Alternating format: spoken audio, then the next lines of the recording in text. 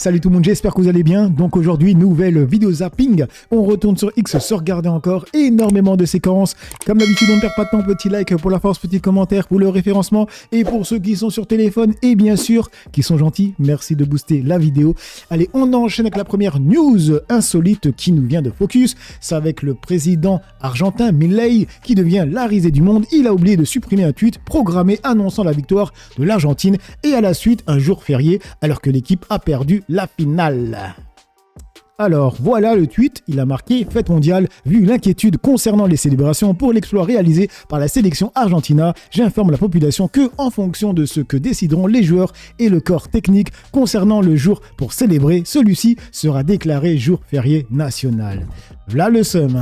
Et on enchaîne avec French Rap US, encore avec le foot. Et là, c'est avec le streamer HO Speed qui pleure toutes les larmes de son corps après la défaite de l'Argentine en finale de Coupe del Mundo. Donc Messi ne remportera plus jamais aucun trophée de sa carrière. Je suis l'homme le plus heureux du monde.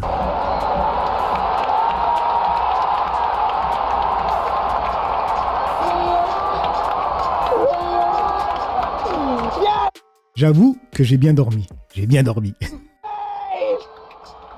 Spain, yes! Yes!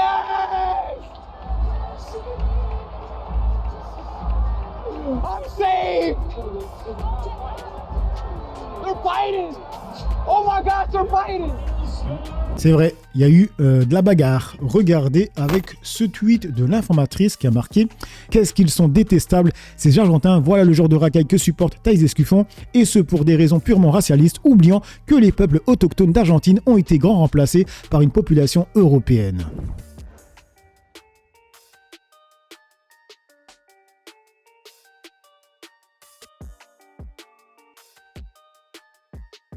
C'est tellement des rageux. Tellement des rageux. Ils avaient zéro action, les mecs, zéro action. J'étais tellement content.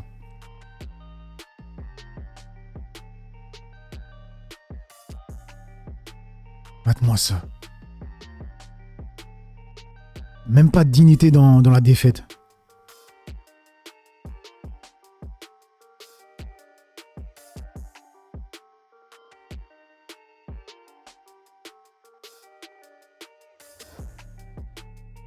Matt.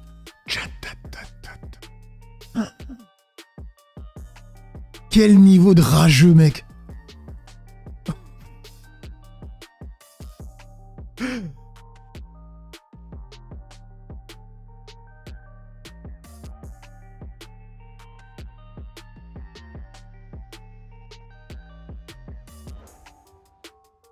Messi qui regarde ça, ici, là.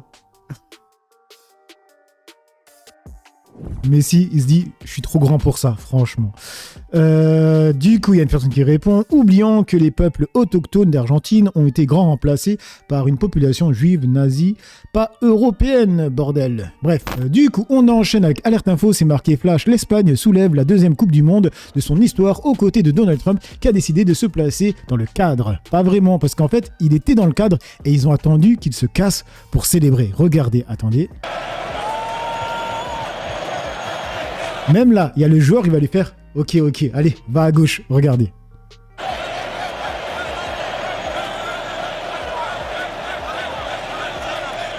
L'Espagne est championne du monde pour la deuxième fois de son histoire. Après 2010, l'Espagne est de nouveau sur le toit du monde. Vous avez vu ? Il y a Trump qui est resté quand même. Au final, il est resté. Mais regardez la photo que la sélection espagnole a postée. Regardez, il n'y a plus Trump. Ils ont attendu qu'il y a vraiment un cliché sans Trump. Comme quoi. Du coup, on passe sur le compte de Eren qui répond à un sans foot en disant « Je vais mourir, wesh, même des millionnaires achètent des faux maillots, mais t'as des smicards qui nous disent que c'est la honte sur Twitter. » Donc c'est marqué Rafael Nadal sous faux maillot de l'Espagne. Alors les mecs, moi je sais pas reconnaître un vrai d'un faux maillot. Donc dites-moi, c'est par rapport à quoi ? La seule honte, c'est de faire payer un maillot 100 €. Ouais, c'est clairement ça les mecs. Attendez, franchement, je sais pas reconnaître. Il y a un mec qui a dit « Comment vous savez que c'est un faux ?» Qu'est-ce qu'on lui a dit ? Le patch sur la manche gauche. Ben en soi, ça veut pas forcément dire à 100% que c'est un faux. Ça peut être une erreur de patch.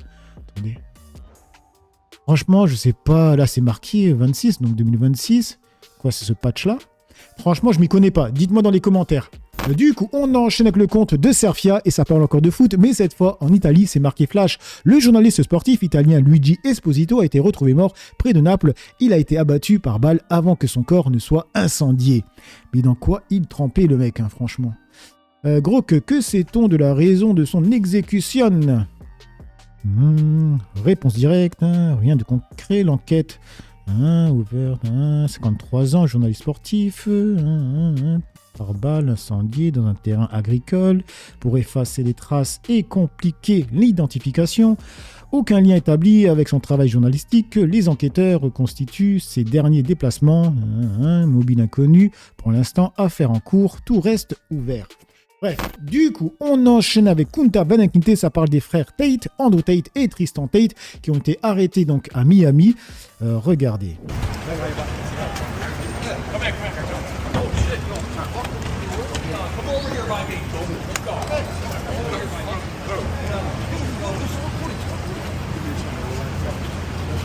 Alors, dans les commentaires, il continue en disant « Andrew Tate ferait face à 32 nouveaux chefs d'accusation, 7 chefs d'accusation de V, 3 liés à la traite à des fins d'exploitation sexuelle, 3 pour violence ayant causé des blessures, 19 liés à des contenus pédos. » Oh ouais, quand même. Hein. Du coup, on enchaîne avec Alerte Info, c'est marqué « L'animateur Arthur quitte X. Bon débarras ». Comme dit Ilan Gabé, pas une grande perte, au contraire, il ne manquera à personne. Du coup, on enchaîne avec le compte de French Reports avec Edith Cresson. On avait vu la news comme quoi elle avait gardé ses avantages.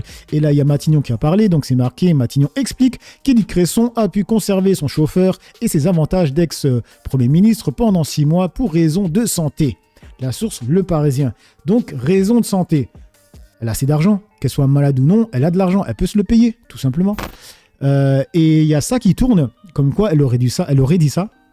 Donc elle aurait dit « On me parle de 154 000 € de chauffeur, de voiture, de fonction, mais j'ai servi la France, je lui ai tout donné. Il est normal que je conserve ces avantages jusqu'au bout. Mon frère vient déjeuner le dimanche, c'est pratique, ce n'est pas un privilège, c'est une reconnaissance. » Après, je ne sais pas si elle a réellement dit ça. En tout cas, il y a un auditeur qui a réagi à la news sur RMC, c'est marqué Flash Info, un Français en colère contre les avantages accordés aux anciens premiers ministres. Ça me fout mais hors de moi. J'en ai marre. Je fais partie de cette population qui paye des impôts, qui a du mal à les payer, qui travaille très très dur. Ce matin, je me suis réveillé pas trop de mauvais poil et j'entends les infos et j'entends ça. Mais ça me... On a des incompétents au gouvernement pour gérer la France, mais ils sont compétents pour s'en foutre plein les poches pendant des décennies. Je ne peux plus entendre ça, mais je ne peux plus, mais ça me fout, mais hors de moi. J'en ai marre, ils sont toujours en train de voler l'argent des Français, ils sont toujours en train de leur demander plus. Moi, j'aimerais je rêve que quelqu'un rentre à l'Assemblée, au Sénat et dise « Vous êtes virés. Virez-moi tous ces cloportes, ces traîtres. Ils ont rien à foutre à gérer la France. La France, c'est un pays qui vire très mal et on a des dirigeants qui pensent qu'à eux. Ces gens-là, mais qu'on leur supprime tous leurs avantages. Ils ont bien assez en retraite et ça se prétend gaullien, ça se prétend issu de Gaulle, mais il se retourne dans sa tombe, oui, le ça pauvre. c'est vrai pas qu'on possible. est loin du général de Gaulle. Ah mais loin, à des années-lumière. On enchaîne avec Alerte Info encore, c'est avec Éric Coquerel, donc, qui estime que les pédos ne sont pas forcément incurables. Le député souhaite qu'il y ait plus de moyens pour se donner les garanties quand ils sortent de prison, qu'il n'y ait pas de récidive. Moi, je pense qu'ils sont incurables, parce que c'est comme si tu disais qu'une personne qui était hétéro, t'allais lui faire changer de bord. Mais non, c'est des pédos, c'est des mecs qui sont attirés par les enfants. Ça ne changera pas, les mecs. Ça ne changera jamais, tout simplement. Du coup, on enchaîne avec Véro, c'est avec Shannon Seban et... comment il s'appelle encore? Attendez. Avec... Ah oui, Thomas Guénolé. Donc c'est marqué « Dire Free Palestine, c'est antisémite ».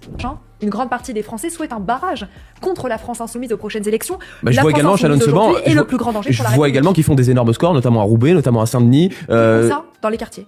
Et alors les quartiers font partie du pays. Bien évidemment qu'ils font Déjà. partie du pays. Mais ils abandonnent ces quartiers et les instrumentalisent. Alors, parti dangereux et antisémite, vous dit Shannon Seban. Qu'est-ce que vous lui répondez? Alors, bon déjà, je pense qu'on sera tous les trois d'accord autour de cette table pour dire que défendre Israël, ce n'est pas du communautarisme.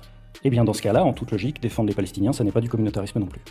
Non, par C'est contre, totalement dire Free Palestine, c'est de l'antisionisme et c'est de l'antisémitisme. C'est là où ça devient un problème. Et moi, si vous savez, j'ai un Et petit c'est là que vous êtes dans le deux poids deux mesures et qu'on a un Parce que désaccord. LFI est un parti antisémite. J'y viens, mais je voulais d'abord... d'accord. Voilà, il y a plusieurs On laisse points. répondre Bien Thomas sûr. là-dessus. Mais après, si le succès de la France insoumise repose sur ce que vous appelez l'instrumentalisation des quartiers, c'est-à-dire la population jeune, arabo-musulmane, pauvre, etc., dans ce cas-là, il faudra m'expliquer le succès remarquable au premier tour de LFI dans une ville comme Limoges où l'électorat maghrébin est proche de zéro. Voilà. C'est-à-dire que c'est une preuve nécessaire et suffisante que votre théorie est fausse. En termes de sociologie électorale. Vous accusez la France insoumise d'antisémitisme, vous savez comme moi que dans les 10 paroles reçues par Moïse, il y a la règle et shaker, c'est-à-dire tu ne feras pas de faux témoignages. Et donc, quand on accuse des gens de quelque chose qui est faux, quand on accuse les gens de quelque chose qui est faux, on est en infraction très grave envers la loi juive. Aïe, il a terminé avec sa propre religion même.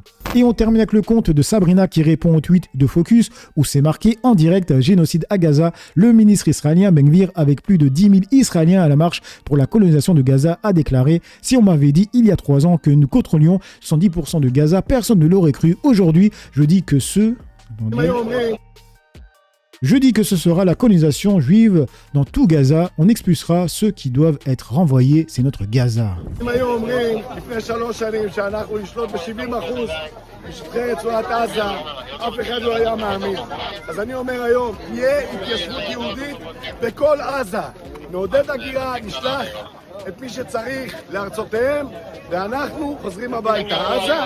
Et du coup, il y a Sabrina qui répond, attendez, en disant, c'est ça qui est assez ironique, le gouvernement israélien ne cache ni sa volonté d'extermination, ni sa volonté de coloniser encore davantage les territoires palestiniens, mais ici en France, quand on dit ça, on est pris pour un zinzin, c'est clairement ça. Bref, donc voilà les amis pour cette toute petite vidéo zapping réaction, dites-moi ce que vous en pensez dans l'espace commentaire, dans la joie et la bonne humeur, sans insulte comme d'habitude. N'oubliez pas le petit like pour la partie commentaire, pour le référencement, et pour ceux qui sont sur téléphone, merci de booster la vidéo. Moi, j'ai assez parlé, à vous d'écrire. Ciao tout le monde.